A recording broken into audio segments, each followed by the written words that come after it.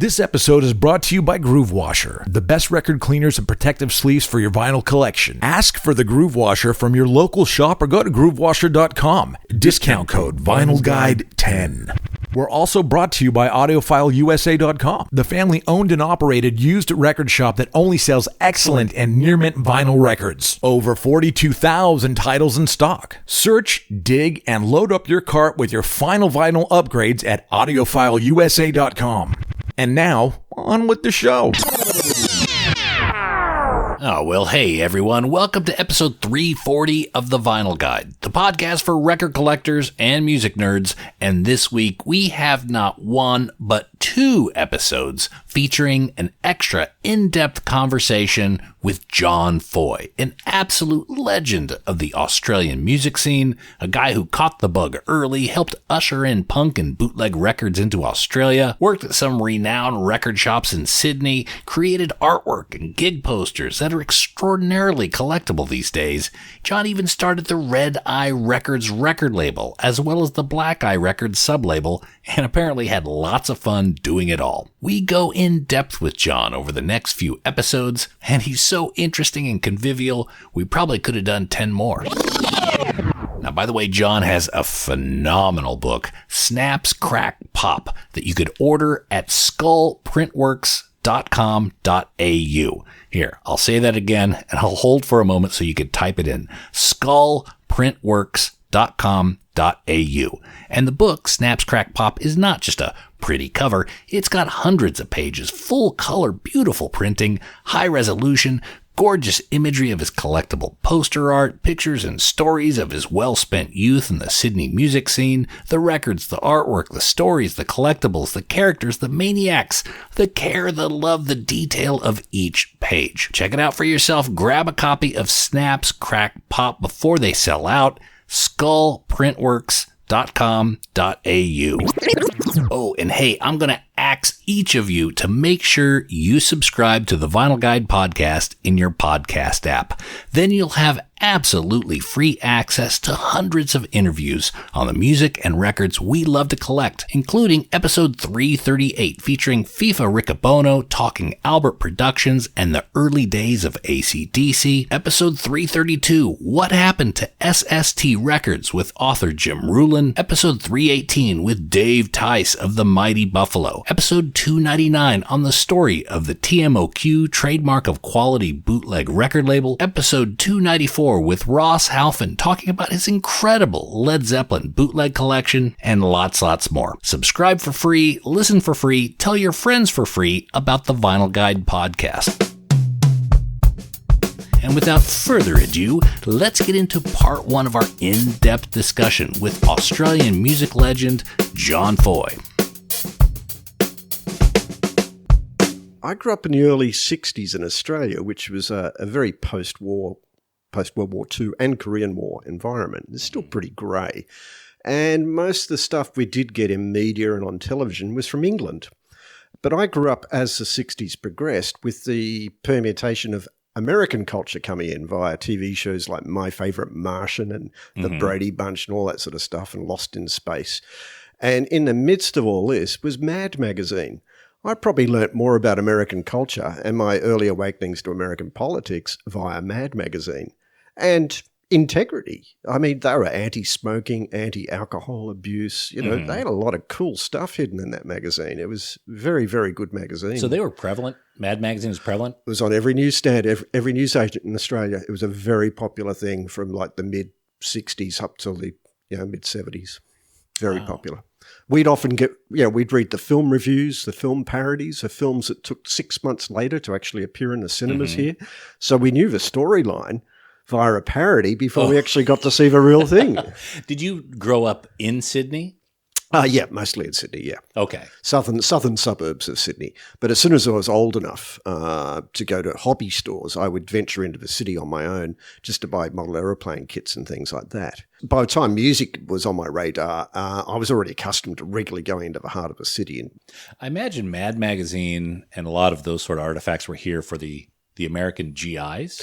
Well, it's interesting you mention that because that was part of going to the city more regularly. Sydney was a huge R&R location for US troops who were almost shell-shocked, basically. Right. And these guys, they would stay in King's Cross and around Woolloomooloo in Sydney, and they'd hang the pool halls and stuff like that. And we would go in, aged 13, 14, and hang around with these guys, and they'd spoil us because we reminded them of their kid brothers and family that they were missing at home. Okay. So it was a two-way street. We got to hang around pool halls with really quite nice people who had just been really uplifted and put into horrors which we couldn't imagine then. Right. But yeah, with the R&R came the drugs into Australia more often, but also a lot of music.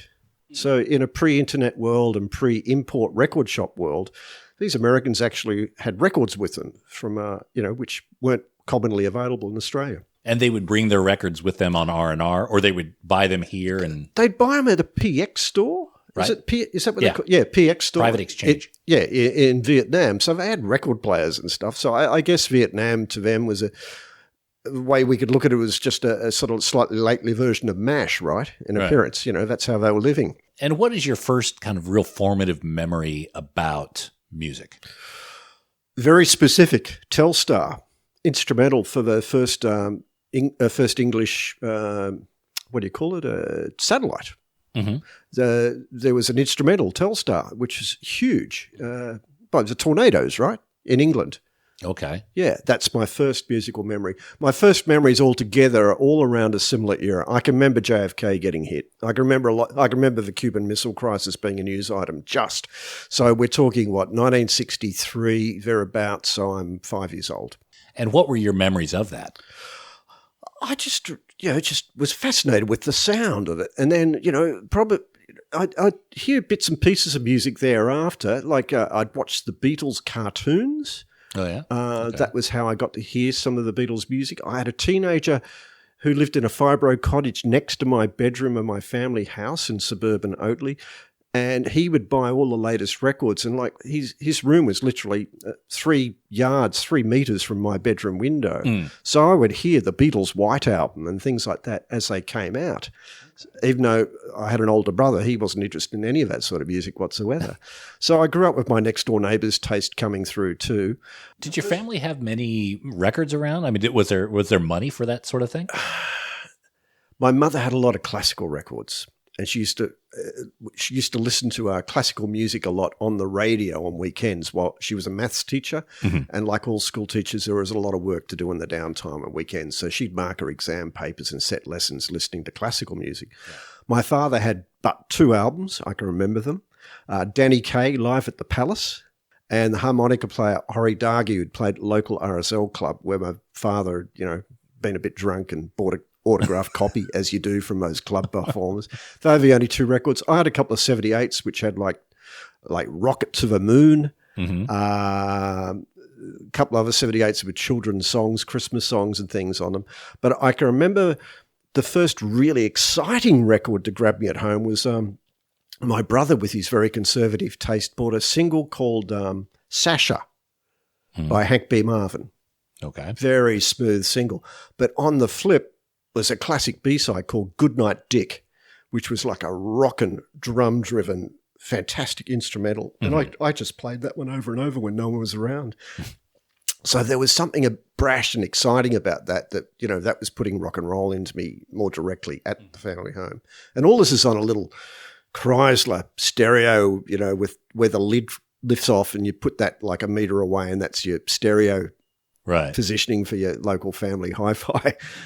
So what were your parents thinking when you started bringing records home? Were they supportive? Did they get it? The first 45s, first records I actually bought were 45s on a throw-out table at a big shopping mall called Roselands. And there are all these 45s on the Astor record label, black and yellow Astor label.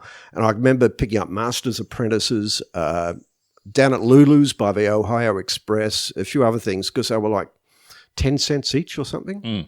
So I brought those home, and my mother sort of just raised an eyebrow and go, well, what's that? And, you can play those when we're out, right? But it wasn't long after that I was already frequenting the city buying model aeroplane kits, and all of a sudden you're getting interested in rock music and girls at the same time. It's just the shift that all rational people go through, I guess. Right. People I relate to anyway. Well, you got all those hormones coming in. You got to And so I spend them on something. distinctly remember the first albums I bought. I had a bunch of friends, there were 6 or 7 of us, all getting interested in albums all at once. There was this great precinct in inner city Sydney, which was all the record stores, all in one basic block and a half. And so you could visit all these secondhand and collectible record shops and sort of walk away with an armful of records for not much money. Right. So my first 4 albums, I remember them so well: Led Zeppelin 3, Paul and Linda McCartney Ram, Black Sabbath Volume 4, and Deep Purple Machine Head. And, some of those purchases were influenced by the covers. Right. Straight away, like that wheel on Led Zeppelin 3, that got me. That seemed like really good value. Mm-hmm. Yeah. And I still think Deep Purple Machine Head is one of the coolest, mysterious metal record album covers of all time. A really good cover, that one. Anyway, so the group of us, we went back to my little suburban bedroom in Oatley, and we played all 4 albums on the little Chrysler stereo. And when we played them all through once, we looked at each other and went, well, what are you going to do now? And we played them all over again. And we did that 3 times. It was just incredibly exciting. And these records cost $2.95 each, which was affordable. I had a newspaper run. Everyone had some sort of little paying job. And, they were good, simple times, that voyage of initial discovery of these records. Right. And what was in them. And you taking a chance, like seeing them on the racks. That's right. Being attracted. Did you know anything about Led Zeppelin or Black Sabbath before you picked them up and took them home? I'd heard Immigrant Song on the big radio station of the day, 2SM. Mm-hmm. I remember first hearing that, and that just sounded like music from another planet. Right. That Immigrant Song is still an incredibly interesting single. Very powerful, incredible musicianship, but just really, really interesting ideas. Doesn't sound like anything else. The closest you get would be, what's that Black Sabbath track that came out 2 or 3 years later called Hole in the Sky. It's almost like Black Sabbath's reply to that, and it's also one of the best ever Black Sabbath tracks.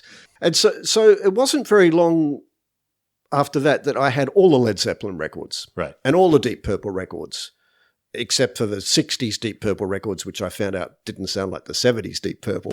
Right. And so you have this insatiable hunger to get more. And I started noticing these mysterious albums in these record shops, which were like just blank covers with a rubber stamp on the front and a sticker up the top with a pig on it, sealed in cellophane with a slip of paper in the back, and like Led Zeppelin 1973 US tour. And I go, well, what the hell's this? And gee, they're pretty cheap, So I started investigating bootlegs. Were bootlegs prevalent here? I always seem to, those are very heavy in America, but to make it all over the way to Australia. They were sold in outlets like there were very left-wing political bookshops or small bookshops on university campuses somehow hooked into bootlegs. It was an underground culture alongside underground comics. Mm-hmm. So I think you even bought them from the same sort of supplier out of America. But anyway, I embarked on these mysterious trips with these bootlegs because most of these famous bands by that time were not touring Australia. Right. And so the only way you might read something in Rolling Stone imported or something like that, or Rock Scene magazine or Cream, you see all these tantalizing colour photos of your heroes in these media. And but you didn't know what they sounded like. And all of a sudden, these bootlegs were there with those actual tours there. And you could see that Led Zeppelin opened with like rock and roll into Celebration Day, into Black Dog. What an opening bang, bang, bang trio, exciting concert moment that would be. But I wasn't getting that. Right. So the bootlegs were at my little window into what was going on overseas that we were missing out on. Now, were you able to see any live shows at this time? I did go see local bands like Sherbet, who, believe it or not, were actually a good band. We'd go and see go to these teen dance nights in the suburbs, and we'd go see bands like the early Midnight Oil, called Farm in those days, and Peter Garrett had hair, Hush, Lobby Lloyd and the Coloured Balls, Billy Thorpe. The La-Di-Das were absolutely top of the list of our favourites. But we also saw AC/DC before Bon Scott, when Angus Young was not yet in a school uniform. Instead, he had a Zorro suit. And he would run his guitar neck through the fingers in one hand while holding the sword up in the other hand, which I haven't really heard much about. I don't know how many people witness that sort of stuff. I think I was someone was on the show. It may have been Mark Evans talking about seeing AC/DC, and Angus was going through the different phases of his, trying different exactly, figuring out what was going to stick, costumes on and that sort of thing. So you saw him with Dave Evans. I did. Okay. Yeah, Can I Sit Next to You, Girl, that period. Yeah. Okay. Supported by Bakery. Prog rock band from Western Australia. Okay. Highly collectible now. Not familiar with it. Okay. All right. So you saw the local bands. You saw the Australian bands. My first international that I saw was the opening of the Opera House. Mm-hmm. They had barges moored in Sydney Harbour. And on one of those barges, it was headlined by Bo Diddley. Oh. So, and supported by Jeff St. John, who was on his wheelchair doing all his wheelchair stands. We were certain he was going to go off and into a drink. But Bo Diddley was an epiphany. There he was with his rectangular bass playing that famous riff. And even though all the songs sounded the same to uneducated ears like mine, it was incredibly exciting. Mm. And then the next actual live concert I went to was organised by my high school music teacher. We went to see Jethro Tull at the Hordern Pavilion. Mm-hmm. And that was a real eye-opener because at that stage, Jethro Tull were vying in size with Led Zeppelin in America. They were absolutely huge. I think they had like 3 or 5 consecutive nights sold out at this venue. That was incredible. That was when I first put it together that the guitar with 6 strings makes a different sound to a guitar with 4. Mm. And I could see this spinning pair of speakers alongside the organist, and I wondered what that was as it accelerated and decelerated. And I found out later it was a Leslie and what Leslies did to the sounds of keyboards and guitars. It was a fascinating night. It had very, very impressive show. I mean, I wouldn't be caught dead playing Jethro Tull now. It's just so tiresome. But they have a special moment back there. But soon after that, we had a month here in Australia called Rocktober. Okay. Promoted by promoter Paul Dainty. Mm-hmm. And ironically, it ran late. It didn't start till November for whatever reason. But it landed right on top of our school certificate exam season at high school. But I remember going to see Uriah Heep twice, Status Quo twice, and Black Sabbath twice at that same venue, the Hordern Pavilion. And all of those bands, love them or loathe them now, they were all at their peak. They were incredible shows to kids who were 14, 15. Fantastic experiences. Those Black Sabbath shows at the Hordern, I think Buffalo was the opener? It was indeed, because Buffalo had the prestige of being on the Vertigo label, same as Black Sabbath. That was considered way cool. Mm-hmm. And Buffalo with Dave Tice, yes. Yeah. Now, did Buffalo play quite a bit around Sydney? Did you catch them quite a bit? Number of times, yeah. We'd go see Buffalo as much as we could. They were one of the rare bands, heavy type bands, and they had really good, really cool cover art on their albums. Yeah, they had Dave Tice and Pete Wells on guitar. He was later the menacing, tall presence in Rose Tattoo. Mm-hmm. He made Angry Anderson look like a total dwarf. The juxtaposition between those two, I think, was quite sweet, actually. I was never a huge Tats fan, but gee, they did some great records. Mm-hmm. That songs like Branded, just that whole of that second Rose Tattoo album is very, very good indeed. Look, the first 2 Rose Tattoo albums remind me of like a lost AC/DC album. Sure. They had the guitar sound, they had the production of Vanda and Young. To me, when I listen to those albums, I think of maybe these could have been outtakes or something. They lost their way for a while and lost their members. And I can remember Angry almost going middle of a road doing a song about porpoises called Calling.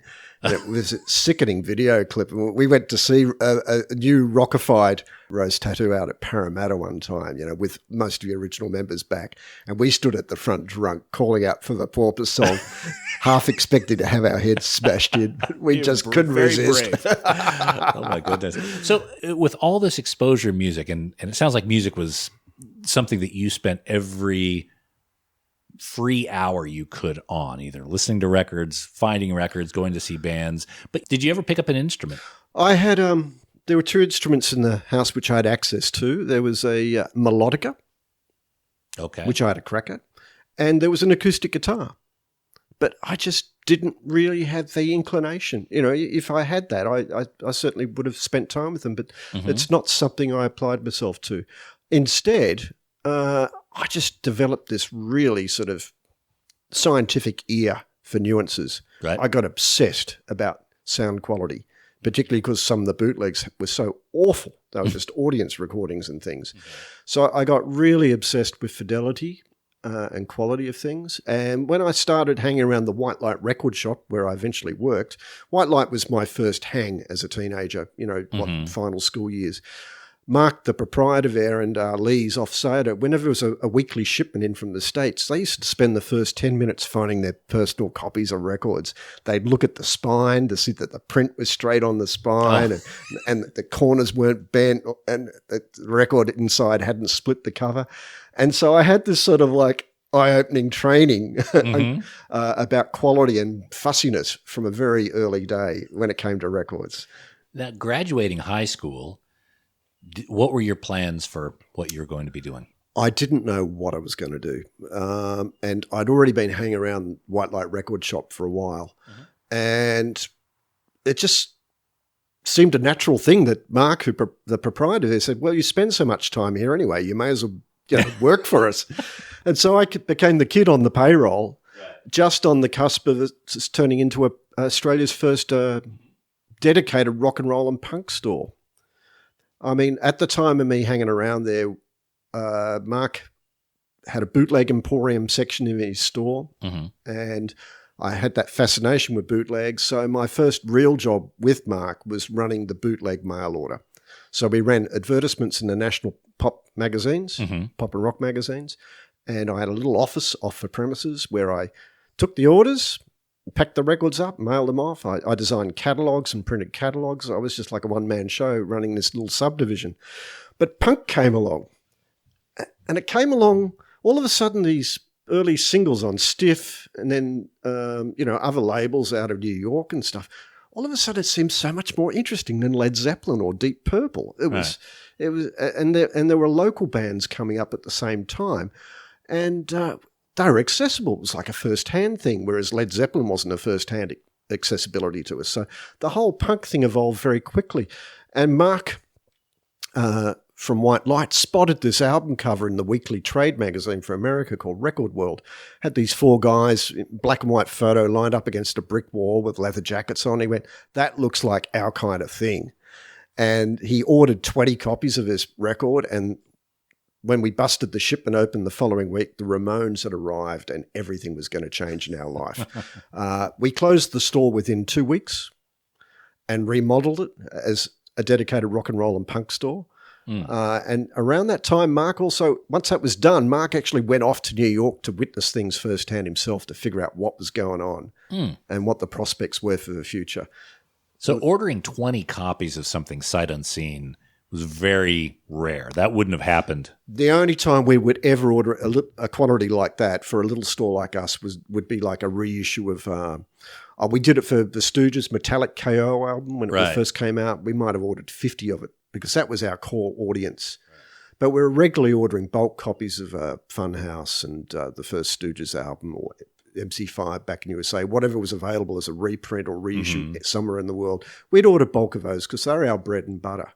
But once the punk era in the scenes in New York and London and Paris and Melbourne and Sydney and Brisbane, once they all took off, mostly it was about singles still. Albums, there still wasn't a huge volume of albums. We had a lot of 45s coming in and from distributors like Rough Trade in England and Bomp in California. We'd order pretty much anything on 7-inch. And people would buy pretty much anything on 7-inch, including some real dogs, quite frankly. Yeah, Bomp released some pretty lousy records in amongst the brilliant stuff. Right. But some people bought them all. Do you remember the pricing of like what an album would be, what a single would be? Let me see. I think the Radio Birdman EP, one of the first local releases, was only about $2 or $2.99. A Burn My Eye one? Yeah, yeah. And these imported singles were a similar price. You know, you were talking $2.50, $2.75 up to $3.50 Australian. So it wasn't a big ask. Whereas an album at the time would have been 15. locally, $12.99 locally, maybe 15 to 18 to 20 for an import. So you could actually buy half a dozen singles and experiment with who you like too.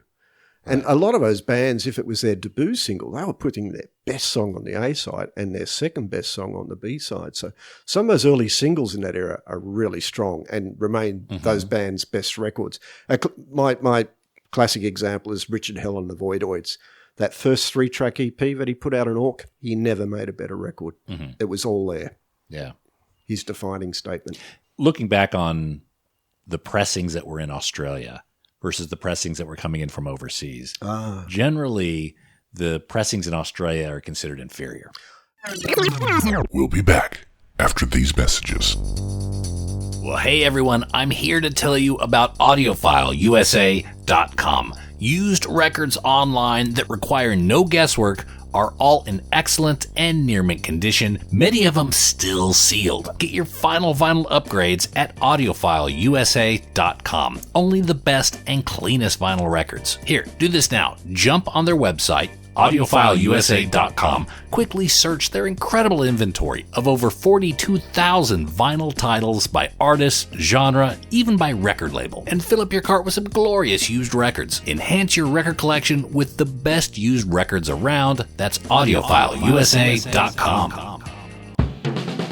Oh, and hey, record nerds, don't forget to clean your records with the very best and safest record cleaner, the Groove Washer. Make your records look and sound their very best and store them with confidence using the new Groove Washer Groove Guard record sleeves. You gotta try this out. It makes a huge difference to the quality of your vinyl experience. Ask for the Groove Washer by name at your local record store and accept no substitutes. Or head over to GrooveWasher.com and use discount code VINYLGUIDE10. All hail the Groove Washer. That's GrooveWasher.com, discount code VINYLGUIDE10. Now we return to the program already in progress. No limits. Looking back on the pressings that were in Australia versus the pressings that were coming in from overseas, generally the pressings in Australia are considered inferior. Absolutely, and they are indeed. It's one of the things that gave rise to the import stores, right, as they're called. So that was the case back in the day as well. Yeah. It was clear.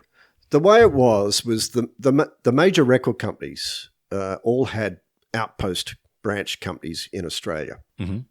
But some of them almost operated as franchises. They weren't actually owned by the parent, perhaps. And so Australia being a much smaller market back then, I'm trying to think, it was probably 16 mil population is a guess. They weren't going to release everything that all the big majors overseas released. They generally had a wait and see attitude. If it was anything vaguely new, they'd wait and see how it performed overseas. Whereas if it was a new Rolling Stones album or something like that, that was a no-brainer. They knew they were going to sell that, so they would get that made and pressed up pretty close to a simultaneous release date overseas. But there were a lot of records took a long time to come out in Australia. I can remember jumping way into the future. I remember Michael Jackson Thriller was pumped into the pre-Christmas market in America to save the record industry. I think it took 3 months to come out in Australia. Okay. Prince 1999 took about 6 months. REM Murmur took nearly a year to come out. There's some examples where stores like the import stores were selling them from day one. Right. And with the sound quality, I don't know what was wrong with the local companies. They were just pretty non-caring about that. It's almost like they would set the lathe, they'd get the master tape, set the lathe to cut the acetate and then go off and have a coffee and come back in exactly 17 and a half minutes and lift it off again. Whereas if you're in a band and you care about the final sound guy on your record, you're there in the mastering suite guiding the cutting engineer saying, this has got some quiet passages where you can compress the track a bit, and so we could build it up for some heavy drum stuff later on. And so that's why first pressings, early pressings by any record are the ones to get, because the artists and producers are most likely they're supervising, and particularly for overseas albums versus Australian pressings. You know, like the members of Rolling Stones weren't in the cutting suite at EMI in Australia or whatever to supervise. It just was up to someone to interpret what they got on the tape. There's that, but the way I also understood it is just the materials that were used here. They'd be pressed thin. Well, okay, there's some pluses and minuses there. In general, most Australian pressings were in fact virgin vinyl. Okay. The vinyl was good. It was just the depth of the groove, the actual cutting, which was so damned inferior. It just suffocated the sound. And one particular mastering company here, they for the metal parts that you produce, the stampers to press the records, they were known for buffing all the sharp pointy bits off the top, which is your high frequencies. Okay. So the records sounded a bit flat. But also with materials, the local companies, they sort of they cut corners and save costs on the actual cover art, etc. sometimes too. Most of the record covers in Australia at one stage were printed by a company called Z Nozex in Sydney. And they were printed on massive printing presses alongside Kellogg's rice bubbles and cornflake boxes, etc., and cracker boxes. So they're on the same thin cardboard as those disposable boxes. And for some reason, Australian record covers were always about half an inch, up to half an inch smaller than an American or an English equivalent. We don't know why that is. But in height? In height, the dimensions. If they're 31 centimetres overseas, they're only 30 centimetres here. We don't know why that is, because it's a bit annoying sometimes when you've got a bunch of records carrying them. Right. But the other thing is the local record companies would sometimes dispense with the gatefold, just make it a single cover. Right. They'd dispense with the inner bag or the bonus poster or the lyric sheet. You'd miss out on these things because they figured no one will know. Right. And then there were these damned import stores revealing the truth that these things could look better and sound better. So with White Light and examples of the record import shops, were you seen by the major labels as friendlies or as a pain in the backside? We're a pain in the backside for those reasons I just gave you, and but also some of our stores, we're like a loose family. We competed with each other, but we knew each other. Right. Of course, some of us sold bootlegs as well, and that played right into these major record companies' hands. I thought, now we can tar them with something. They're bootleggers, and so they used the bootleg angle to try and wipe out the parallel importing, as they called it. Right. Because I would assume, and again, I see the reasons why the labels would be frustrated with those import shops, but they could also be a source of data. For example, Joe Jackson, we don't know if he's going to go well here in Australia or not. Let's see what happens in this import shop. Absolutely. This revealed itself later on. It's a little bit like when the majors attacked Napster when it first came along. Instead of embracing some big change, they really blew it then. Well, similarly, it took a while for the local major record company outposts to realise that we were a great source of information. We could tell them what was selling huge quantities. Like a band like New Order that wasn't even signed to them. We could, if they paid attention, they could see what was breaking and follow that. And promoters like Lees and West, who later ran the Big Day Out, they were right onto it. They were always asking us about sales of things like the Smiths or New Order, things at the Fall. They were following all the careers of all these bands, and they would do tours based on sales, which major record companies and other bigger promoters had no idea about. There's also, so eventually record stores did work in hand with the major record companies. They did become a little friendlier, and it did help the majors actually decide what to release and capitalize on things better. But it took them a while to get to that point. It took them a while for the penny to drop, And also at the same time, these import stores had a very key role in development of Australian music, and Australian music being contemporary compared to the other markets. Australia being at the corner of the world, we would get weekly record shipments from America and England, sometimes Japan, sometimes other parts of Europe. And members of bands like In Excess, Do Re Mi, you name any sort of band that was really progressive and got a modicum of success, they would come in and buy these records from us, and they'd be up with all the latest sounds from around the world. Because you couldn't just read about these sounds, and there was no internet to share them. So these import stores actually helped shape the future of successful Australian music. Right. Were you getting a lot of music advice and tips from bands, local bands who would go overseas and then come back with information on what to check out? No, that wasn't really happening then. Local bands going overseas was a real rarity. Right. You had the Go-Betweens, Birthday Party, the Scientists, go overseas at different stages. You had individuals of bands, like people like Dave Faulkner from the Hoodoo Gurus. He'd been in the Victims.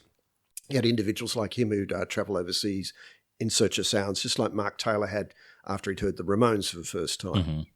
And then, of course, you had the Saints signed forcibly from the EMI parent, told the local parent what to do, and they moved to London. But in general, there weren't a lot of Australian bands going overseas at that point in time. I remember when the Lipstick Killers packed their bags and moved to Los Angeles, that was considered quite outrageous, just to up and go like that. What year was that? That was early, probably 1981. Because it seems to me like the playbook for a successful band here is to play the bejesus out of the major cities and then move over to the UK or something. So there was a period where it was, where live music was just per capita probably bigger in Australia than anywhere in the world almost. It was incredible because everyone would go out to a big beer barn on a Friday or a Saturday night in the suburbs. And for people like me living in the inner city of Sydney, on any given night there was a band on somewhere, quite often for free or maybe $1, and beer was $1. Life was good then. This is like late 70s, early 80s Sydney. The inner city was fantastic to live in. We could go hear and see music every night if we wanted to. But yeah, eventually people did get frustrated with being stuck at a certain level and did venture overseas, but a lot of the bands tended to go, like, I don't know how this happened, but a huge quantity of Australian bands ended up being locked into A&M Records in America. And they never went anywhere. It was like, there's a whole roll call going back to the Dingoes, Ayers Rock, through to Paul Kelly, Split Ends, Hunters and Collectors, The Cruel Sea, Meddlers Anything. That's a huge list that all somehow ended up going through A&M Records and going nowhere in America. Whereas across the border in Canada, for example, Split Ends went huge. So I don't know what the difference was between Canada and America at that point in time, but one territory could embrace it so much and it just didn't work at all in the other. Well, it's interesting because Canada's part of the Commonwealth. I don't know. And let's clarify, Split Ends are an Australasian band, primarily a New Zealand band. Right. But they did fall into that camp of the push. What role did import shops like White Light play in developing the local or even Australian music scene? Okay, well, back in the day of White Light, you would have had equivalent stores in Melbourne like Archie and Jughead's, Missing Link, and in Adelaide, Modern Love Songs, and a little bit later on in Brisbane, Rocking Horse Records. All of these stores were also meeting places and information exchanges. There weren't many regular printed magazines covering contemporary music in Australia. You had university newspapers, which would review records. You had Tracks, the surf magazine. Eventually you had Ram magazine, and you had an Australian edition of Rolling Stone, which bubbled along in the background unevenly. But in terms of day-to-day, week-to-week events, you actually had to go to stores to exchange information and get a handbill or read a notice on the wall like Radio Birdman's playing Triple J on Thursday night. It's free, come along, stuff like that. So there was a lot of verbal exchange then. And also at markets, like so in Paran or Chapel Street markets in Melbourne or Paddington markets in Sydney, very similar to the Camden markets in London in nature. So people that hang around these places on a Saturday and look at the latest fashions and hear the latest sounds. Were the shops friendly to one another? Overall, yeah. Except in Sydney, for example, we all tended to use the same customs clearance company. And so when there was a big release coming, like the second Ramones album or something, we'd all be ringing up the customs agents going, can you please deliver ours first? Because there was a certain cachet about being able to say, hey, we got it first. Though we all got it on the same day generally. Right. Okay. But there was a friendly exchange of information. Was it competitive to the point of being, I don't want to say disruptive, but how well did you get along with the other shops? If you went to Brisbane or you went to Melbourne, were you welcomed at some of those other import stores? Oh, absolutely. Yeah. We all tended to get along, coexist quite well. In fact, at one stage when you touched on before about the major record companies' response to the independent stores and import stores. At one stage, when I was both running the Red Eye record label and a co-owner of a Red Eye record store, there was a lot of pressure being brought to bear by the record companies legally. And I organised a consortium of all the stores and all the labels to take out full-page advertisements in the rock press to push back. And we got a lot of musicians to sign on to those advertisements saying these stores are so important for the development of Australian music. So we band together when there was a core issue like that, where it was a bit like the join and die snake imagery of America. You know, we were stronger together. Right. So ultimately we coexisted quite well. At what point did the import shops decide to make that leap into actually becoming labels and producing their own product? Well, my first experience as a label was when I was one of the 3 owners of Phantom Records. And Dare Jennings, the principal investor and backer, and, you know, great entrepreneurial spirit that really flowered later with Mambo and Deus. He knew a lot about music, and he'd always liked to have a try at a record label. And if he'd stuck at records alone, he would have, in my mind, been as big as Seymour Stein or someone worldwide. He could really pick a good tune and a good album and know which album was going to be a classic in the future. But he primarily did the label. It was his idea for the label to promote the store. He just saw them as going hand in hand, like a lot of previous stores and record label associations overseas had in other times. So he just saw that as a promotional tool. And Phantom, indeed, as a label, brought to public attention a few key bands like the Sunny Boys, Hoodoo Gurus, Machinations, Flaming Hands in particular. But as a partner there, I found it really frustrating that there was no desire to take it to the next level. Collectively, we were happy to wave them on to another record company, having put all the legwork in, developed a relationship. I thought it was kind of crazy myself to do that. It's a shame not to logically keep fertilising something if it's growing so well. Right. So eventually, for whatever reason, I left Phantom Records, and I was concentrating on my poster designs at this time too. That's a whole different angle, which I guess we'll discuss. But I'd moved on to Red Eye Records, and it was a natural thing for me there, where I was printing posters and designing posters for bands who didn't have record deals, to go, well, we should have a record label here too, because it helps my mates who I'm doing the poster designs for, and promotes the store. It's the same formula. So that's what we did. Because I guess you would see, and this is going back a little bit earlier, that you would see bands like the Saints or Radio Birdman, and then these labels would come in from overseas, sweep up those acts, and then you would be buying those records from those companies. Why have a middle person in it? Why not just try to create the music and press it up locally? Well, the Saints, of course, did, and Radio Birdman did too. They pressed up their own debut releases with different effects. And before them, there was a band out of Melbourne, more a pub rock band called The Sports. They had the Fair Game EP. So they were more sort of aping what had happened with Stiff Records, I'd imagine. Right. Whereas the Saints were remotely located in Brisbane. They just felt determined to do something. And Radio Birdman, well, they also had Dennis Tech in the band with his Michigan background of seeing MC5 and Stooges as he grew up. He knew about independent releases because the MC5's first single on A Square was an independent release. So, he had a DIY ethic in him already. So, with the Saints, that was an interesting one because when the Saints released I'm Stranded on their own Fatal imprint, they mailed it to White Light Records. And I can remember us collectively being a little nonplussed.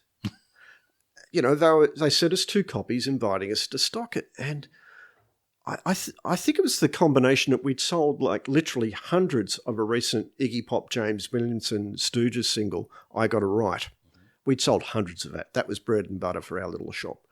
And Ramones' first album. And so the impact of I'm Stranded was somewhat lost on us. Right. It took maybe 6 or 8 months and, being picked up by Power Exchange and the band being relocated to London, a combination of events for that really to resonate properly. But I suspect that's why it didn't knock us out the first time around. The Saints clearly had to get out of Australia, particularly Brisbane. Brisbane was like an extreme version of the worst aspects of Australia at that time. It was a police state. Birthday Party logically had to get out of Australia. Some of these bands, they just weren't going to grow. The best they could hope for is this is supporting some band out in the suburbs, a popular band where they were going to get canned as a support band.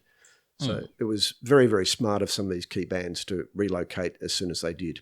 As you're working at the record shop, how did you transition into, rather than working the till, the creative aspects? Okay, so again, there weren't many ways to promote some of the things we were doing. So we needed to advertise in the few magazines that existed. And so Mark and Lee, they busied themselves designing a mail order catalogue, which are pretty funny. You can see those reproduced in the Snaps Crack Pop book that we're going to talk about later on. And I was sort of left to do the mail order ads for actually printed in the print mags. And so that was a really good head start for someone who was 18 going on 19, great opportunity for me. I remember designing some Sex Pistols ads, but not in the Jamie Reed style, more sort of like a New York punk magazine style. I remember doing an ad for Stooges' I Gotta Write single. And I remember doing we did a quarter-page ad for Kill City for mainstream press in Australia. And, of course, without the internet, we had no idea what that cover looked like. So I just had to imagine something. So that's in the Snaps Crack Pop book too, as my first bit of documented art in that field.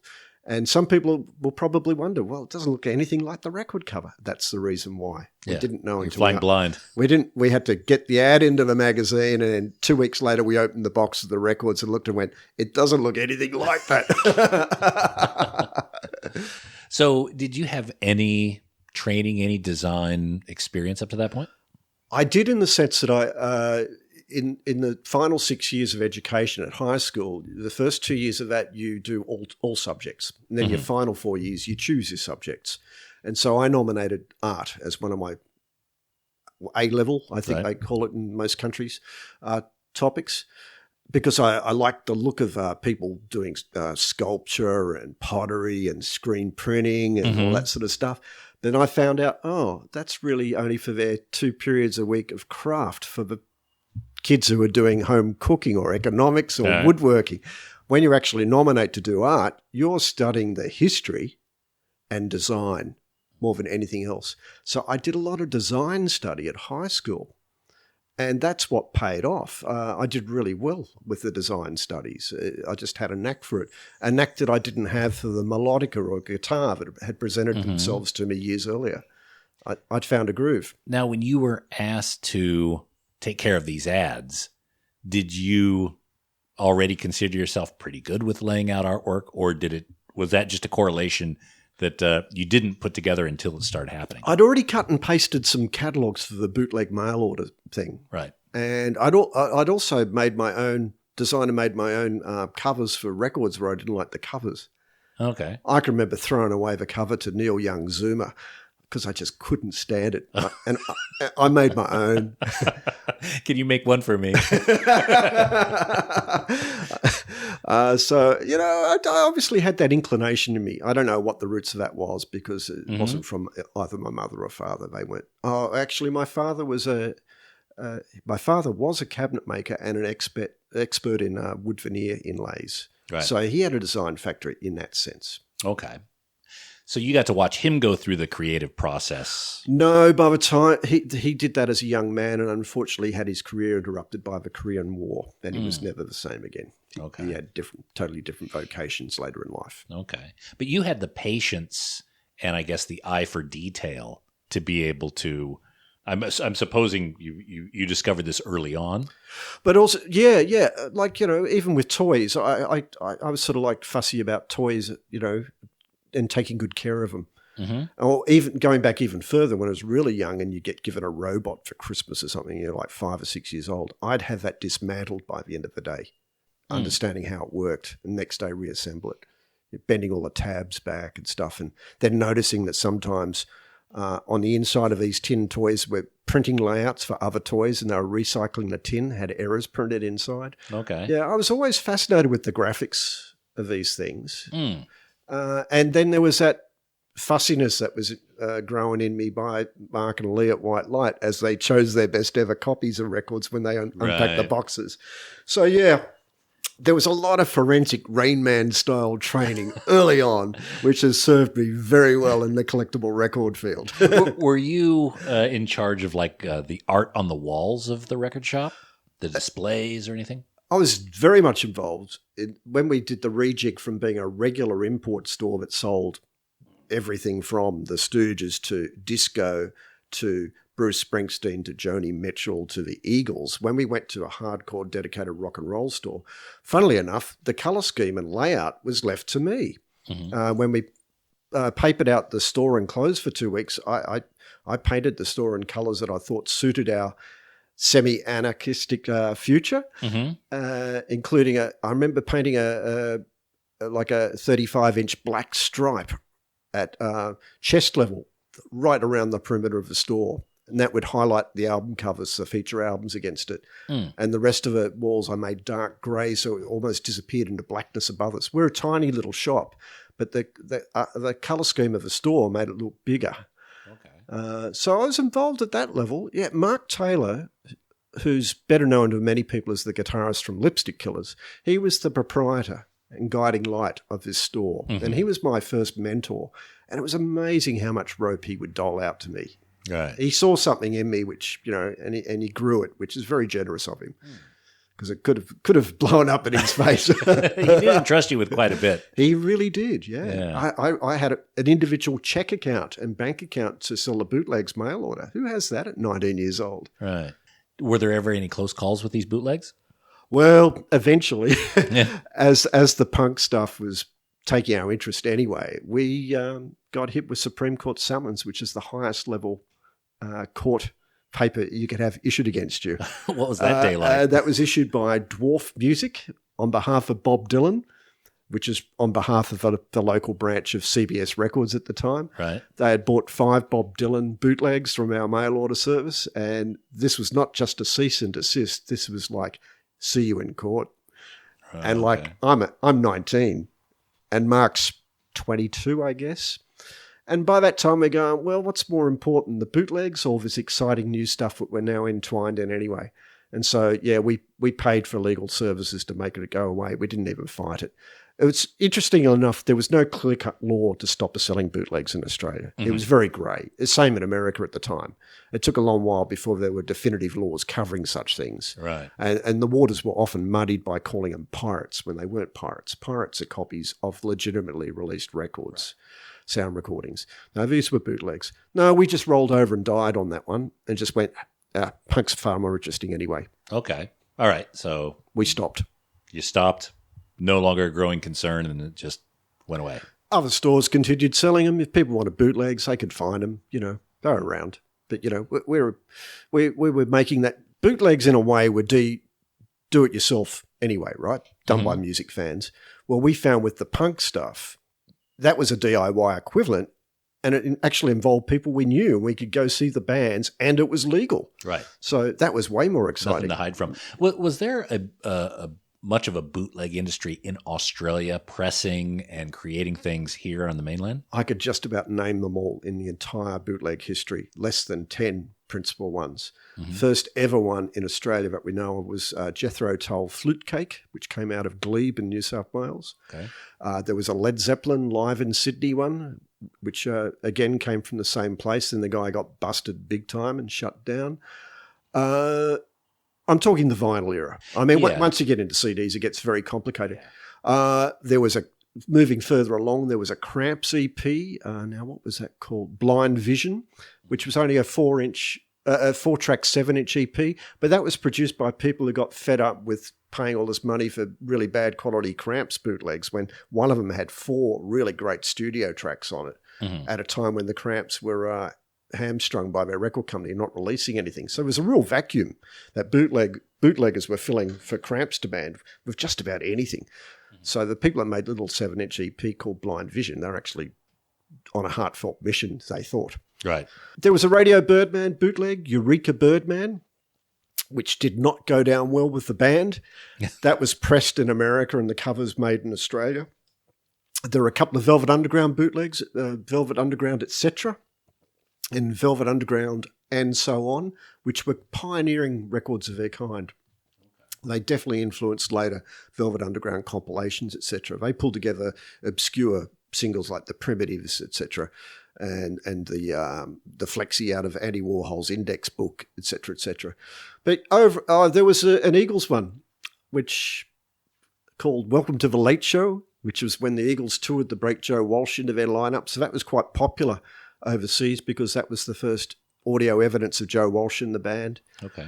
And it's pretty well known that White Light was involved with a rather famous Lou Reed bootleg called Blondes Have More Fun. And I helped organise the printing of that. Okay. Was that the only White Light bootleg, or were there... That's the only one I'm prepared to talk about. Oh. And I was... Surely the statute of limitations is lenient at this point. I was only 15 or 16, still at school when I helped organise the printing of that. That was, I was already obsessive with being involved with music one way or another. Wow. Okay. What was your role in organizing the printing of that? There was a nearby suburb called Hurstville, which had a print shop, and I just went into a print shop and said, "We're making our own record. Can you print record covers for us?" And it was just that simple. Okay. But we just obviously didn't want to go to any big company that printed the covers for the big record companies. We wanted to find somewhere different. Right. So these guys, they said the printing was no problem, but cutting the actual die cut of the shape of a cover was something. So I remember we had to pay for a knife layout to die cut the cover. Okay. Again, we didn't want to risk going to where the big boys did their covers. What was the artwork? It was drawn by Mark Taylor from the Lipstick Killers, right. White Light's proprietor. He drew it himself. It was Lou Reed sitting at a desk with a sink in it, slashing his wrists. And it was printed in 3 colours. It was printed in black, yellow, and red for the blood. And it had a bonus booklet inside it. And it was recorded at the Hordern Pavilion.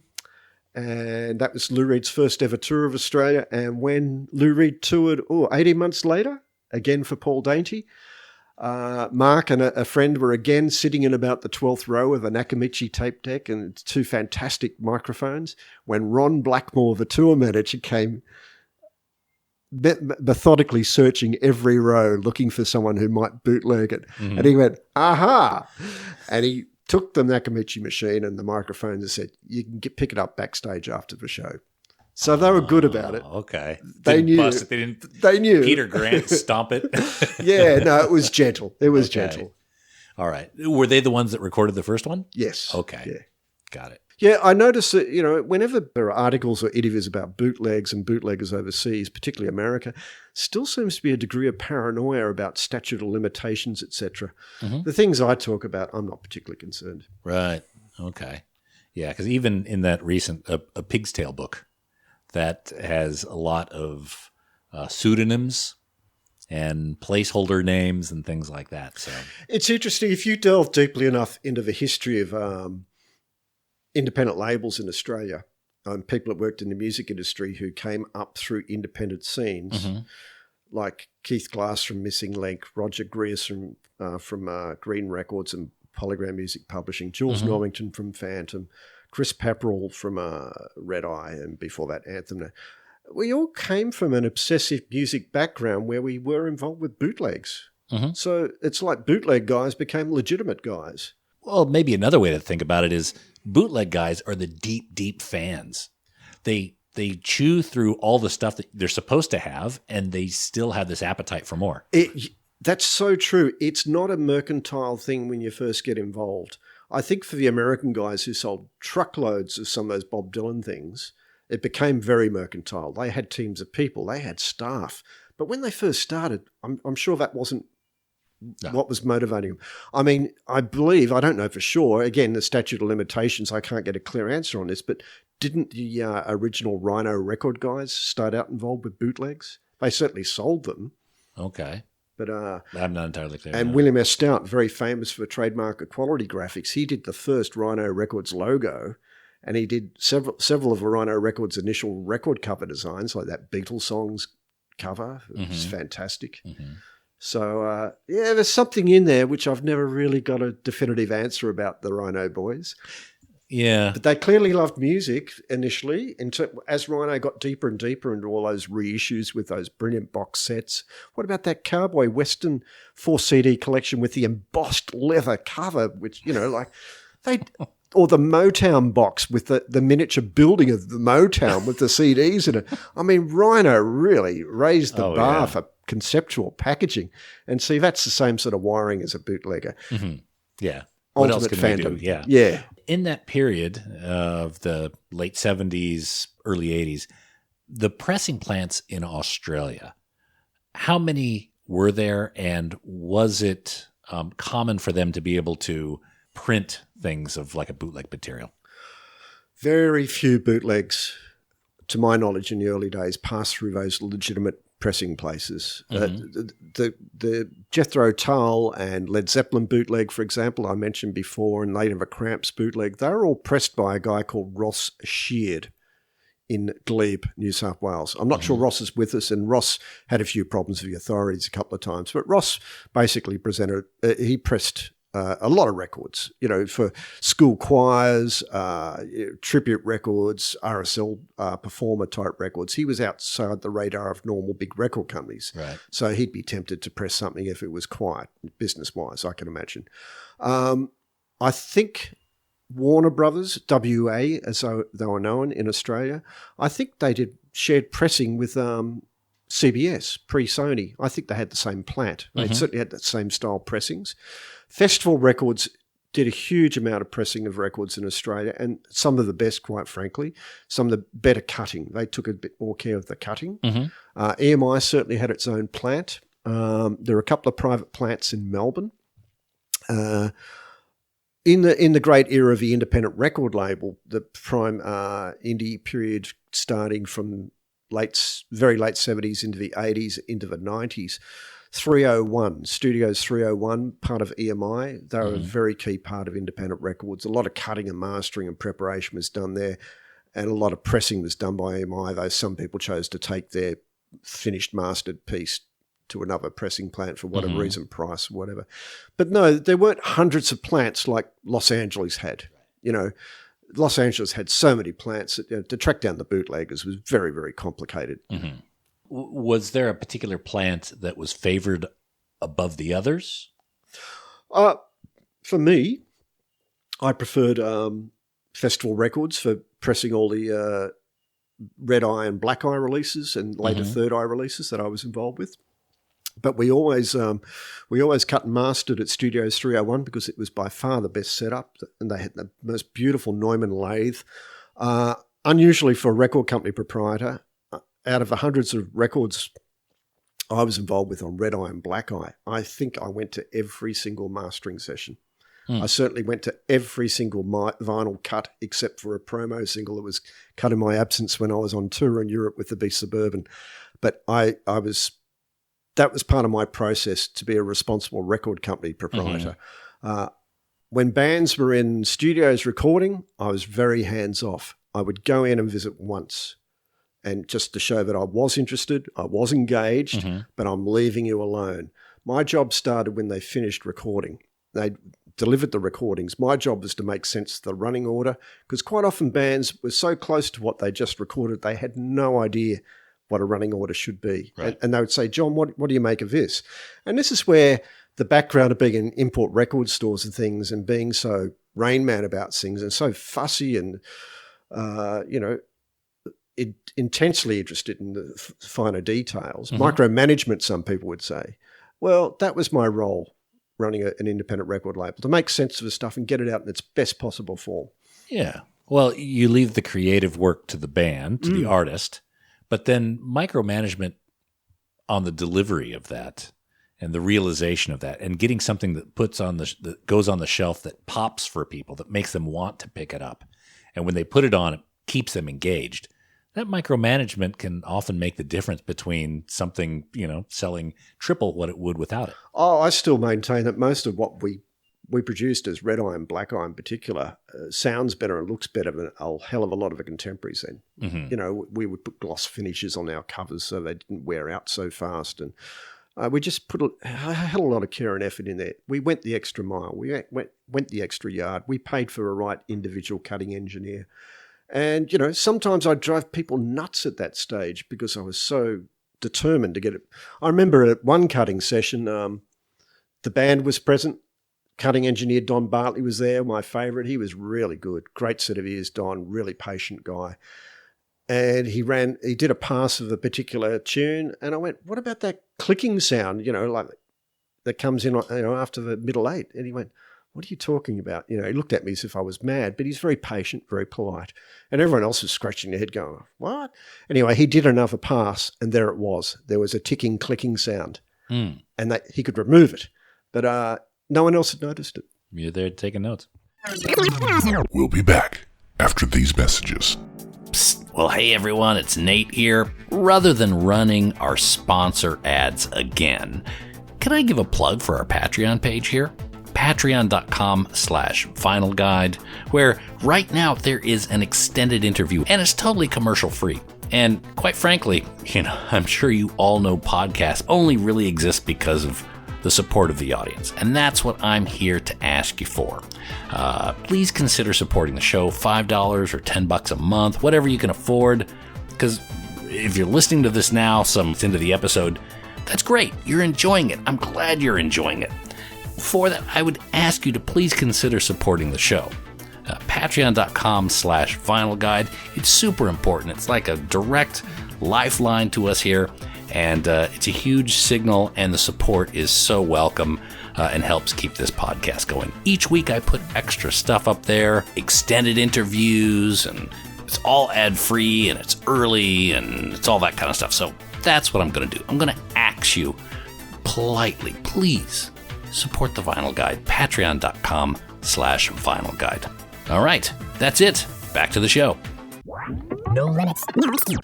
I want to make a reference here to the book Snaps, Crack, Pop. This is an absolutely gorgeous book and really tells a lot of the backstory of this very pivotal time in Australian music and really music in general. But the way it is laid out is absolutely gorgeous, and it's full of art which came from your hand. A lot of it, yeah. Yeah. Where can people get this Snaps, Crack, Pop book? Okay, it came out in 2018 in a limited run of 500 as a numbered collector's edition, but it's re-emerging, and this time not just through record shops and hip bookstores in Australia. It'll be available on Book Depository too, I believe. But also there's a web address, which we'll give you later in the story. So any questions you have about this, you can just contact us at the web address. Sure. But it'll be available at your favorite record store and et cetera, And the first edition had a lot of bells and whistles. It was numbered. It had fold-out pages. It had little inserts and bits and pieces. We've skipped those and brought the price right down. It's a third less. It's much more, friendlier price for people to check it out. And my copy here is number 276. And I always love this thing that falls out of it. John Foy, World Citizen. Yeah. Well, each year I printed up a different card when I was traveling, different color and different dates, used by dates, and I had a whole bunch of them left over, so it became some of the bonus material that we put in there. And also it was an easy way for people to contact us if they found an error in the book or something they wanted to challenge. Now, so much of this book revolves around your poster art. Well, that was the initial thing was I did a lot of screen printing and designing of posters back at the late 70s and throughout the 80s. And most of those posters were hand done by myself, and there are only 110 made. And most of them were used, so very few of them exist. And prices have been really going up. And people said, can we have a book? Can we have a book of the posters? At least we can look at it that way. We can't afford to buy them if we can find them. Can we at least see them in a book? And then someone else said, well, only a certain number of people will buy a poster book. People want the stories as well. Right. And you ran 2 record companies simultaneously, and you've got a lot of coloured snaps of random moments throughout that time. And I said, well, what about we do 3 books? We'll do a parody of Mojo and Uncut magazine to take care of all the snaps and put my opinions in there. We'll do a book called Crack, as in Irish Crake, of just the anecdotes. And we'll do the poster thing as a monograph. and we'll put them in a little slipcase and we'll call it Snaps, Crack, Pop. Well, that was going to be really expensive and I was going to lose a lot of money. And so it got folded into one book, Snaps, Crack, Pop. The posters, you mentioned 110 of each of those were printed. Yeah, 100 were used and 10 were retained by band members and myself. That's how it worked. That's why we had 110. I often printed up to 130, but that was because they're hand pulled. There are things can go wrong with individual prints. I had a very high quality control. I eagle-eyed every single one. If a print was bad, it got torn up, got thrown away. So when you did those 100 or 110 passes, were you kind of like the Mark Taylor when he got the box of records? You looked for the best of the best to put in the archive? Yes, logically, knowing that some of them were going to be pasted on the wall and people weren't going to microscope on a slight bit of registration movement or something like that. Yeah. Okay. Yeah. So, and because I was printing with water-based fabric inks because I had a T-shirt background, not a poster background. So I was using what was available to me. Water-based inks on thin paper will make the paper ripple and distort, and second and third colours will not register with each other. Mm-hmm. So to get around that problem, I used thicker paper, better quality paper. The irony being now, a lot of other people's posters from way back, being on thin paper, they've disintegrated. Time's not been kind of it. And mine are quite well preserved, almost like art prints because they're on this thick paper. I would imagine at the time people would see these posters, again, for a gig that was on any given weekend or whatever, and they would collect them at that time. Well, interestingly enough, Melbourne at the time has more of an art image or reputation, and it has a lot more sort of art college type people in it, but there were less posters produced for rock music and pop music down there in terms of screen prints. You had fantastic exponents like Phil Brophy down there doing very, very nice art stuff, almost not advertising, just very artful posters. But there weren't a lot of posters being designed out of Melbourne, whereas Sydney had a lot. Why was that? I don't know why. Could it be the weather? Maybe the weather in Melbourne would... I'm not sure because back then airfares were different and movements between cities were different. You didn't actually go to Sydney or Melbourne or Adelaide as often as people just casually do now. People travel a lot more easily now. Sure. But Sydney had a huge, vibrant poster scene, and there were big printing companies like McGregor's which would print other people's designs as well. So, but similarly with my posters, most of the posters had to be crass in one respect. They had to be easily read from a passing car or a big distance. That was one of the criteria. So compared to, say, some of the classic 60 psychedelic posters out of San Francisco, my posters are less subtle. They've got big names. You can see the name Lipstick Killers or Riptides or Flaming Hands because that was part of a criteria that the people needed. Where would the majority of these be hung? I mean, in the inner city, but was there a particular, like by Glebe, by the universities? Or most of the custom run stuff, where there's 110, they'd be stuck in prominent places high up where the commercial poster hangers didn't go. There are a lot of professional hangers taking over street positions. So it was a bit of an art, a bit of a knack. And usually the band members themselves would stick the posters up. They'd go out on a run and stick them up and take great pride in place in finding a new location away from the big boys. Right. And sometimes these posters would live on weeks, months after the actual gig. But yeah, the more effort that were put into individual appearance of posters, the more effective they were. They gave a sense of occasion. It became an event of anticipation for the people going. The Riptides and the Lipstick Killers and Flaming Hands in particular really subscribed to that point of view. That gave those shows a sense of occasion. I guess the brief of being able to see what's on the poster and get the show date and the required information from a passing car, that was pretty much the only brief that you had on some of these. Yeah, it's interesting. I don't know how I got myself into the position in a world where everything is designed by committee and cross-checked and 5 million memos and emails and stuff.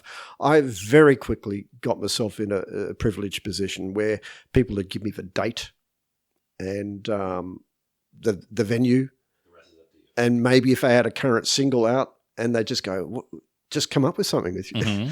And I wouldn't charge them for the artwork. I only charged them the same printing cost as what commercial printers were printing. So the artwork, not only I retained the copyright, but it was up to me. Right. Now, a band like Riptides, for example, they didn't have a particular identity except for fun. They were an incredible night out. They were great fun. They were an energetic pop band of the finest order, really great players, great songs, but they didn't have a specific identity. So I could play with that. It was great. So if I'd seen Apocalypse Now the night before, I could put Kilgore on it and go Death from Above, or something. I could do whatever I was watching on TV that week, and it worked both ways. They were happy. I had fun doing it. So when you have something like the Laughing Clowns and that clown that's just gleeful, where do you start with on that artwork? Okay, now that clown was presented to me as a folio of 6 1930s like Weimar Republic circus posters by the manager at the time, Ken West, who later on to be Big Day Out, etc. And he just said, well, what do you make of these? And I zeroed in on one particular one, macroed in on just the face and took it from there. But the Laughing Clowns didn't have a logo or anything like that. I actually went and checked out literally the Laughing Clowns wobbling heads at Luna Park and Travelling Carnival to get more of a sense of how to handle the brief. Got very personal about it. And we generated that poster. And then Ben Wallace-Crabb, who's the bass player in the band, he helped me hang up the posters. We used to hang them on string lines of paper clips and bulldog clips at the time. Right. Didn't have any drying racks. He came to help me print, and they loved the first colour scheme so much, which was traditional primary red, yellow, blue, and a couple of those colours combined to create a fourth colour effect. Next time we printed it, they decided they wanted the same poster again, which was unusual for me. I didn't normally do reprints, but they said, no, let's do it different colours. Let's do it colours which people wouldn't anticipate in regards to Carnival. Now, that was Ben Wallace-Crabb's idea, and that's what I loved about collaborating with some of these people. Ben's dad was a famous fine artist out of Melbourne, so he grew up with an art mentality. I'd never been to art school, so I didn't think that way. I was wired differently. So sometimes those happy things would happen like that. So I think we ended up doing that Laughing Clown poster 4 times in total in different colour waves. The fourth one being the most popular, the blue-orange version, because that was when they released their Sometimes EP. And so that became a record advertising poster. So with that poster, there's probably 500 or 600 of that printed across different variations, which is unusual for one of my designs. And out of the 500 or 600 that was printed back in the day, how many approximately do you think survive now? Well, a lot of these got stuck up in record shops, and as I developed a bit of a reputation, people started going into these record stores and reserving them, asking, when you finish with that poster after next week, could I have it? Can I write my initials on the back? That's what people would do. And then eventually some of the savvy stores would go, hang on, why are we giving these away? We could sell these as collectibles at one day. And so some of the stores kept them for that reason too. So I don't know what proportion got plastered up on the streets and destroyed, or taped with sticky tape around poles and got destroyed, and what got retained out of that 100. But there's still not that many. The highest price I've seen recorded in recent times was $1,600 for a Texas Chainsaw Massacre poster not so long ago. One of the ones you did. Is it here in the book? Yeah, it's in the book, yeah. Okay. It's a big Suburban poster.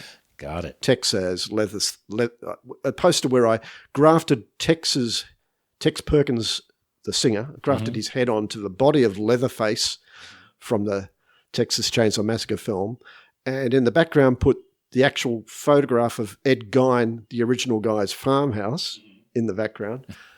Sometimes I work multiple jokes into a poster, multiple references for people to find if they know. Right, yeah. How long would it take you from concept to completion on one of these posters? If I set my mind to it, if I already had an idea in my head, it could be a week. And at the same time, I was working behind the counter at a record store and maintaining a relationship with a partner. But still, I could do it in a week or so. Sometimes I ran late. Sometimes I got the job done only a few days before the gig, but all was forgiven if the design was worthwhile. It was almost like, okay, well, you've delivered us a souvenir. It's not as extreme as that sort of Factory Records story when they opened the Hacienda and Peter Saville or whoever delivered the poster on the night. But yeah, sometimes I was a little bit late for the sake of a design, and sometimes the design didn't quite make it there because I met the deadline instead. Okay. Which posters, I know they could be like your children choosing your favorites, but which are the ones that stick out to you that you're most proud of? Well, actually, the Texas Chainsaw Massacre one I just mentioned, I had a real fondness for.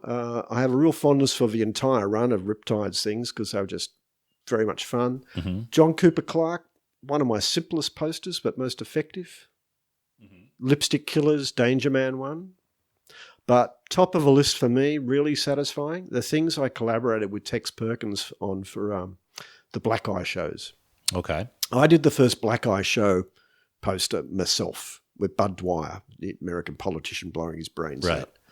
But that sort of set the template, the framing and the font lettering style for those that followed. But for the others that followed, Tex would present me with a handful of squiggles, lettering, and collectively the four Black Eye guys and myself might be laughing about Bernard King that week, the irony of this hammy sort of TV chef and stuff.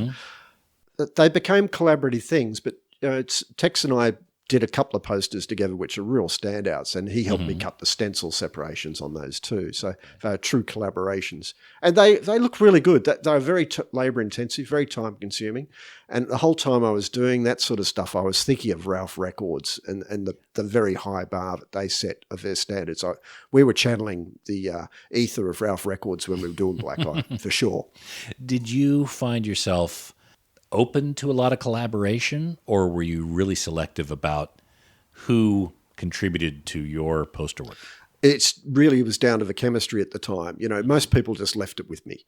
When I sort of became the hip go-to guy in some people's eyes, that's when some of the more traditional industry people approached me. Right. So I got work from In Excess, Michael Chugg, the promoter, et cetera, et cetera. With the In Excess stuff, the manager of In Excess, he was trying to push ideas into my head. And I found that a little uncomfortable. I did some of that work, but then I sort of withdrew. I realised that as good as the pay was, I didn't need to do that. I was in demand by people who would give me a blank canvas. Right. And so I chose the blank canvas over the bigger check. Were you approached by people that were even outside the record industry, Ansett Airlines or some industry that would? No, it didn't function that way. And someone said, wow, you should have stuck with In the Orbit of Dare Jennings longer. You would have been a great Mambo artist. And I disagreed with that. All those Mambo artists and later on the people who worked for Deus for Dare Jennings, I was wired differently to those people. And most of those people came from art schools and they had a really different perspective and outlook on things. Yeah, I don't know. I can't nominate what's particularly unique about my own stuff, but I knew it was different and I wouldn't have suited that sort of thing. And I don't think I'd be very good at corporate design, though one of the best things I've been involved with was a collaboration ultimately with Richard Allen, who was a Mambo artist later. The Red Eye Eyeball for the Red Eye shop and then later the Red Eye record label. I mean, that's a very strong corporate identity, which a lot of people in Australia in the music circle are very familiar with. So it does show that, I could do that sort of stuff. But then again, Red Eye's former art director, Jim Payton, whose hands are all over this book, Snaps, Crack, Pop, he is the art director of the book. He's a genius at logos. He did the past, present, future art logo for the first edition of the book. And recently he's taken my own handwritten signature from the bottom of the posters and translated that into a new Skull Printworks logo. And I can't quite do that on my own. That's a definitely collaborative type thing. And Jim's a master at interpreting that stuff. Jim has proven over the years he's a master at interpreting a lot of the stuff that flows through my head. I'm not digitally or technologically literate in terms of designing artwork with computers and things. I have to turn to other people, and people like Jim are very, very good at that. Simon Day, known as the singer and guitarist for Rat Cat. He's been one of my graphic designers working with me over the years sometimes too. But the thing is about the posters is because of my lack of computer literacy, what makes the posters from my hand look a bit different to other people's is computers haven't been anywhere near them. It's all cut and paste and hand-cut stencils. Were they real size? Real size. Okay. They were cut real size. Sometimes to scale photos up, I would use a photocopier. When I did the John Cooper Clarke poster where I did a caricature of him looking like Colonel Sanders, I needed to project at an angle on the side of a chicken box carton. I had to put that under a bromide camera and photograph it over 60 times, tilting it a step at a time. Such things you could do in a nanosecond on a Mac now. Right. And I also had to visualize the final color outcome and all the separations on a poster in my head. And these days, you can do such things previewing it on a Mac again. You can see the finished result before you even start. You can confirm your color separations. I couldn't do that. I just had to visualize how it might be, how I hoped it to be. I didn't know until that final black screen was applied if everything fell into place. Did you have copies, going into the Snaps Crack Pop book, did you have copies or access to copies of pretty much everything you'd done? Or is there something you kind of wish you'd... No, it's really weird. Unplanned prescience, I call it. Mm-hmm. There was a point in time where I was getting so busy running the record labels that I knew I was going to be able to do posters by hand myself. I was going to have to delegate that sort of thing. I hired a guy, Jeffrey Aitken, master photographer, to photograph on large format transparency every single poster I'd ever done that I had a copy of. So we had large format transparencies of nearly everything. So that was great. And I don't know how else we could have done it otherwise, because I'd hate to try and buy good examples back from people. Do you know if there's anything missing? Is there anything you're like, oh, whatever happened to that one? There's a few things we deliberately left out. Just like everyone, you have your embarrassing B-sides of a record. You have your embarrassments in terms of posters, things that didn't work. There were some situations where I might apply the final screen color, usually black on a poster, and see some glaring error. Now, if I had enough time, I would have halted that project, washed that black screen out, and made another screen and fixed the error with the color that was missing. And then, but sometimes you didn't have that opportunity, or sometimes you just went, just got to meet their deadline because it's a very rigid deadline. So there's a couple of things which I'm not very happy with, which I chose to leave out. There's a Hell's Angels poster I did, which similarly to Statute of Limitations, they're very protective of their logo.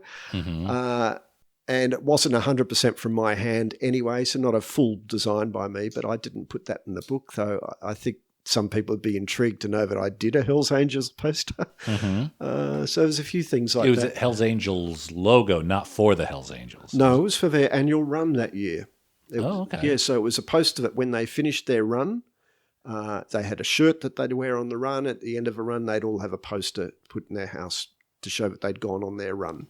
Okay, so the Hells Angels came up to you and said, they did. We want you to make a poster. And they were attracted to me because of the name Skull Printworks. Oh, okay. I don't know exactly how they tracked me fully down. I think they put it together. They approached me at the Red Eye Record Shop. I can still remember the leader. He came in. His name was Gitta. They had hands like fingers like butcher's sausages, and they were the most polite guys. Money was no problem. Paid up right on the day. Delightful. Wished I could have dealt with them more often.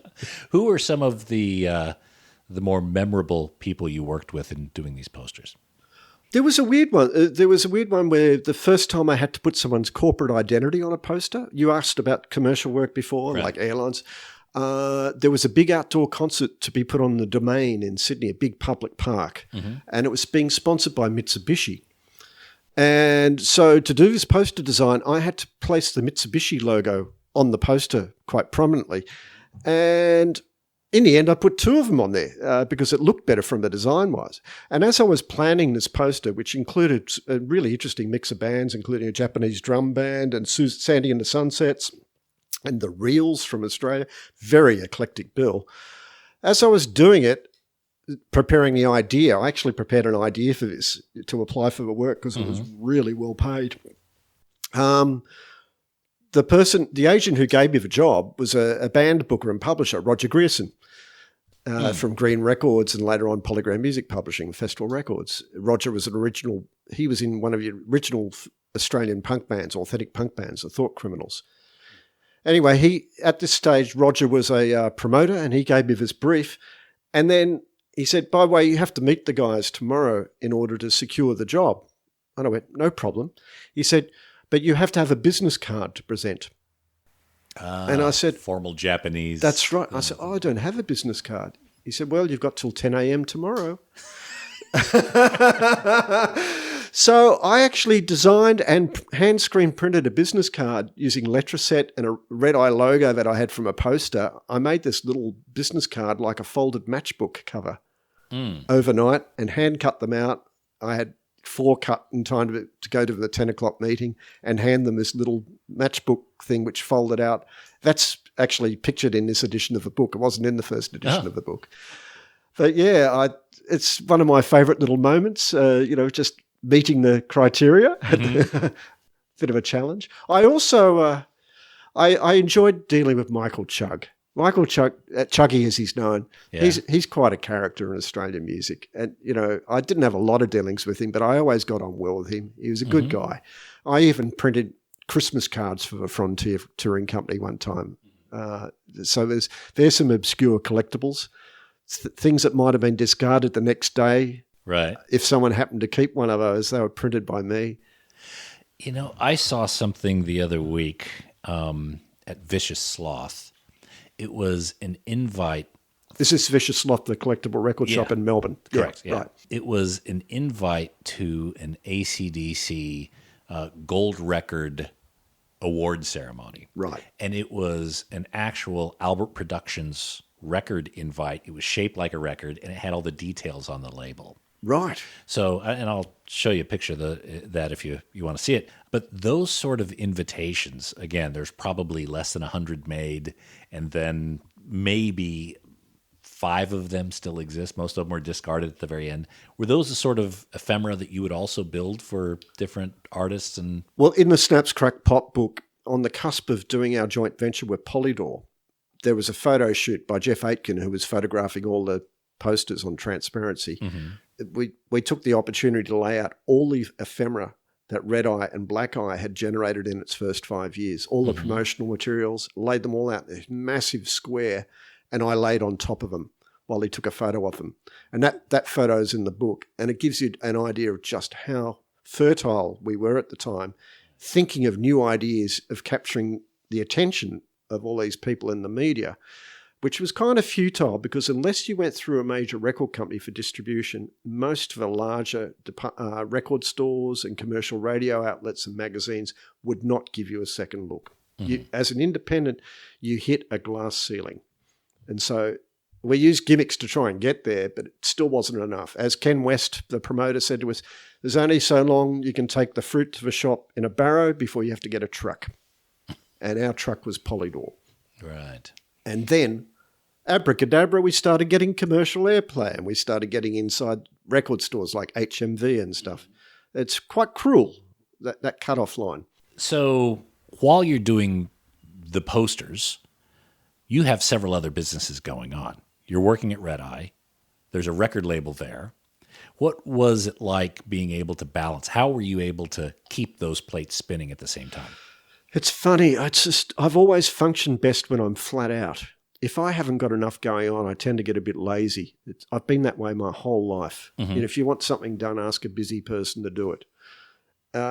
It's like the other day someone said to me, isn't travel great? It sharpens your senses. It's so true.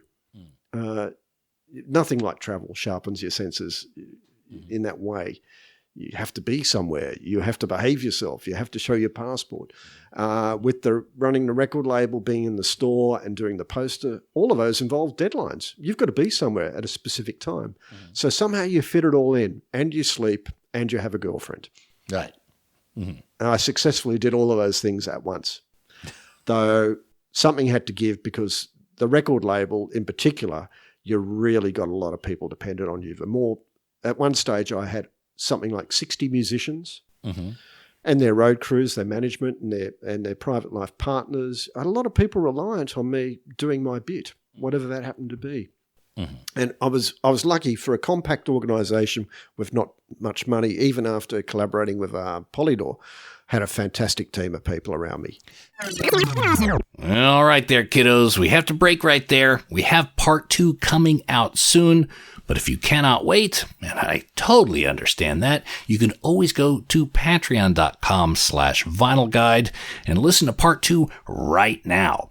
You know, Patreon supporters get lots of extras, including early access to interviews, no commercials, and a bunch of extra stuff. Plus, you get the warm, fuzzy feeling of helping support this show. That's patreon.com/Vinyl Guide. Otherwise, part 2 will be available when it's available. Make sure your podcast app is set to subscribe or follow the Vinyl Guide podcast, and you'll be alerted immediately when it's available. Talk to you soon. Cheers.